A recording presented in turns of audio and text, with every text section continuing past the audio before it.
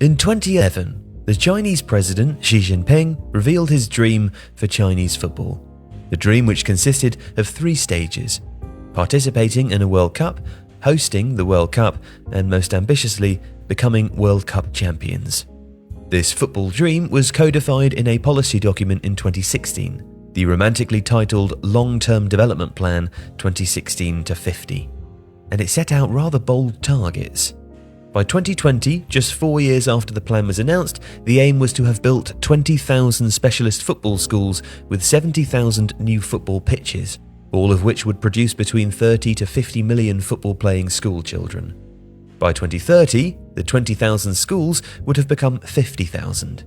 China's men's team would have become one of the highest-ranked teams in Asia, and the women's team would have consistently ranked among the world's best. By 2050, China would have become a football superpower, ranked within FIFA's top 20 teams, and hosted and won a World Cup. And this international aspiration was matched domestically.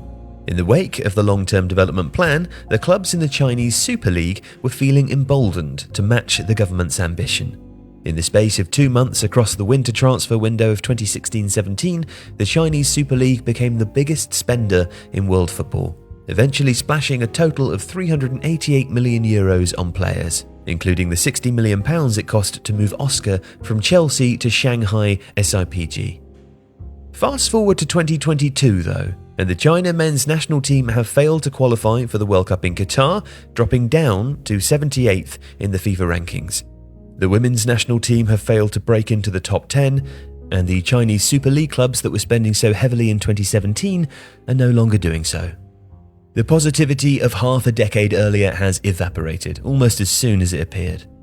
So, what happened to football in China?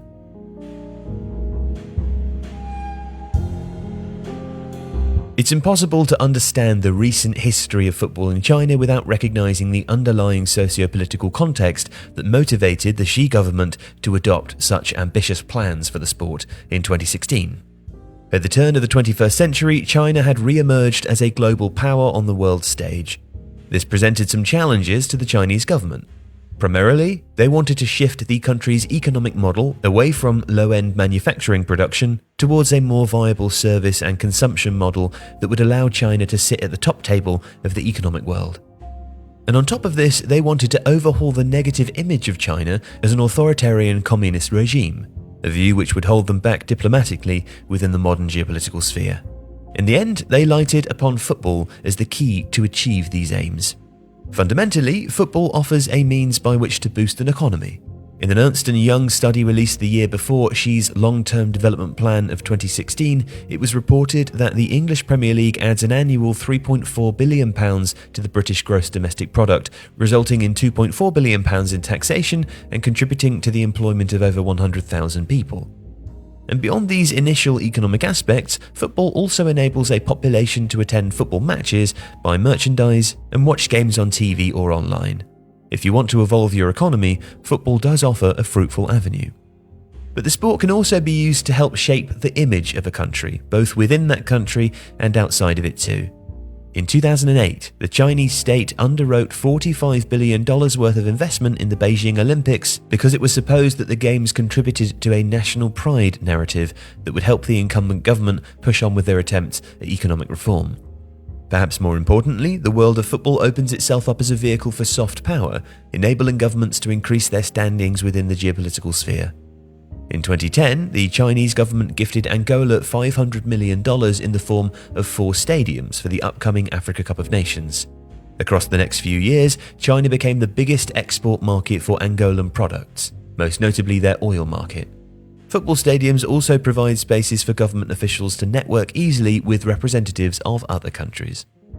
But despite these grand ideas for football in China, there was a glaring problem.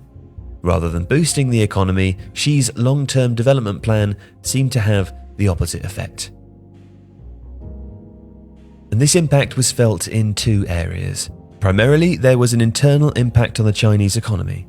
In looking to improve the status of the Chinese Super League, the clubs within the league had to compete with European clubs to obtain the signatures of the marquee players that were needed to put the league on that map. Without the offer of Champions League football or domestic trophies in the top 5 European leagues, the Chinese Super League clubs ended up wildly overpaying on players towards the end of their careers. Rather than expanding the Chinese economy, the authorities realized that they were actually draining it.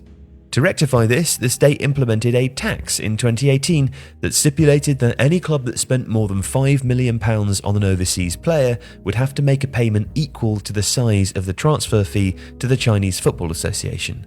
A salary cap was also introduced in 2020, limiting the sorts of fees that overseas players could pick up in the Super League. Along with this tax, the government also introduced a de-corporatization of club names within the league, something which deterred many of the companies who'd originally invested in the Super League from continuing their involvement.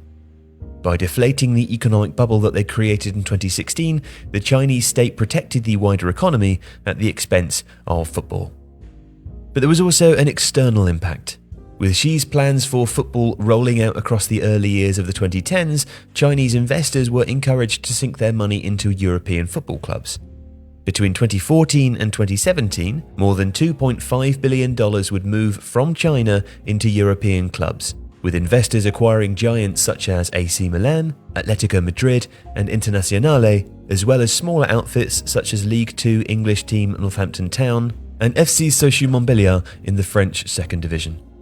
Again, the Chinese state became worried about capital outflows, and so in 2017, they laid out new criteria for overseas investment, including investment in sports clubs on a list of restricted sectors, along with things such as cinemas and real estate.